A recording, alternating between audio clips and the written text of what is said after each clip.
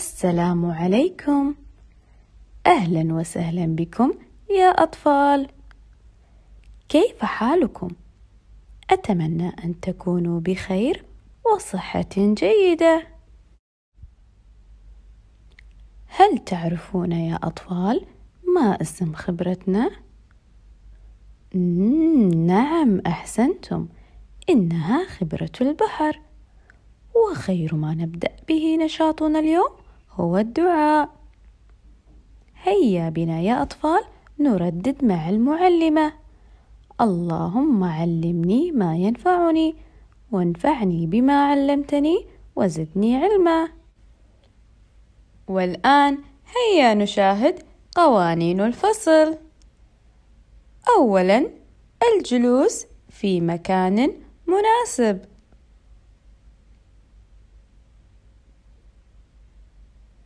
الاستماع إلى شرح المعلمة بهدوء. الجلوس جلسة صحيحة ومريحة. الانتباه والتركيز مع المعلمة أثناء الشرح. التفكير في الحلول مع المعلمة أثناء لعب المسابقات. تنفيذ ما تطلبه المعلمة من واجبات.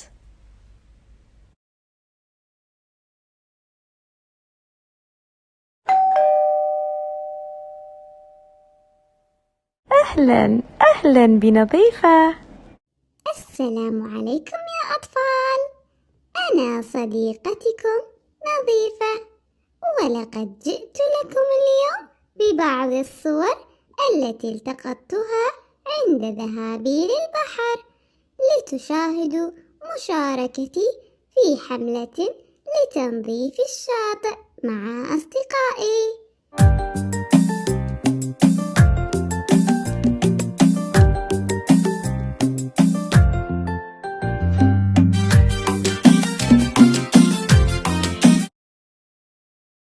ما رأيكم في الصور؟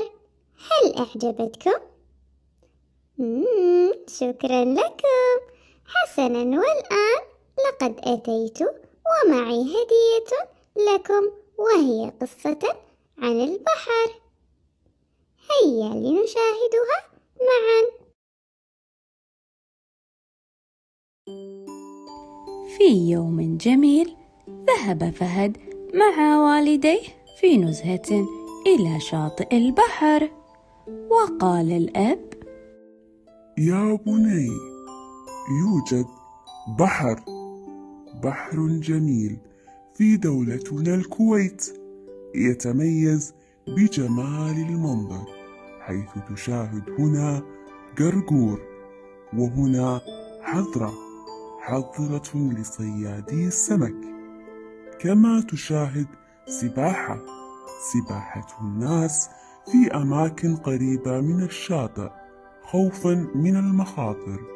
وأيضا يوجد في قاع البحر الشعب المرجانية وطحالب متنوعة من إبداع الخالق. وقال فهد: يا أبي، هل للبحر مخاطر؟ وقال الأب: نعم، لا شك أن الذهاب للبحر شيء ممتع، ولكن كن حذرا من السباحة في الأماكن البعيدة، لأنه مكان يعيش فيه حوت وأسماك خضراء أخرى.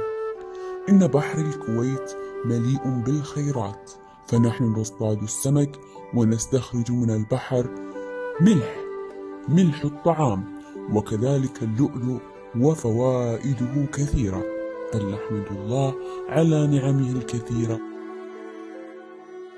أطفالي، بعدما سمعنا القصة، من يحب أن يذكرني؟ أين ذهب فهد مع والديه؟ أحسنتم، بحر. هذه صورة بحر. هيا نردد جميعا: بحر. أحسنتم يا أصدقائي. ما أدوات الصيد التي شاهدوها؟ أحسنتم، حذرة حذرة. هيا نردد جميعا: حذرة حذرة. أحسنتم يا أصدقائي. ماذا كان يفعل الناس بالقرب من البحر؟ أحسنتم، سباحة سباحة. هذه صورة سباحة. هيا نردد جميعا: سباحة سباحة. أحسنتم يا أصدقائي. ما النباتات الموجودة في قاع البحر؟ أحسنتم، طحالب طحالب. هيا نردد جميعا: طحالب طحالب. أحسنتم يا أصدقائي.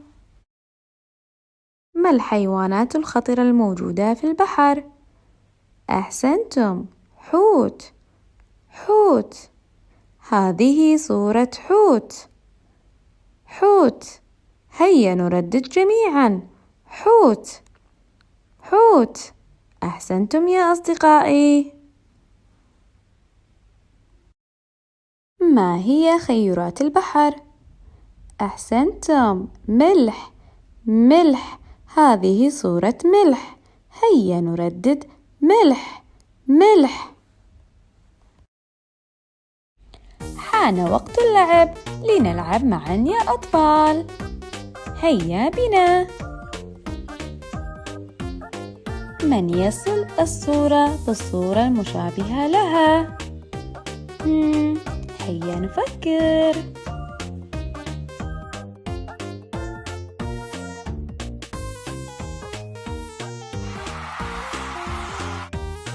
والآن من يصل الصورة بظلها؟